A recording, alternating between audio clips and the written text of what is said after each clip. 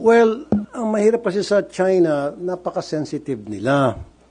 Samantalang silang aggressor dito. Sila nga yung nangaharas ng ating mga mangisda, pati ating mga taga-Philippine Coast Guard. Sila ang nambubuli, sila nag-water cannon sa atin, and yet, nakuha pa nilang maging sensitive? Come on. Dapat kung gaano kakapal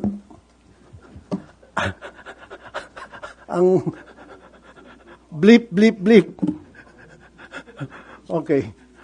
Sorry, baka mamaya, hindi na. Sir, so what should be done para maging maayos? Sir, sorry, isa na lang talaga.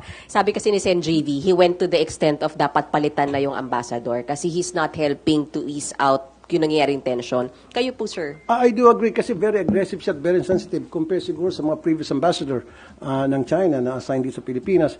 Itong isa, masyado siyang sensitive and aggressive at the same time, parang balat sibuyas, and agresibo siya sa kanyang mga aksyon. Yung kanyang reaksyon sa mga developments, sa mga nangyayari dito. I think, yeah, maybe, well, wala naman akong recommendatory power o wala akong authority para sabing palitan. Pero it will be best for the interest of the Chinese and Philippine relationship na siguro magkaroon ng bagong ambassador. It will help a lot.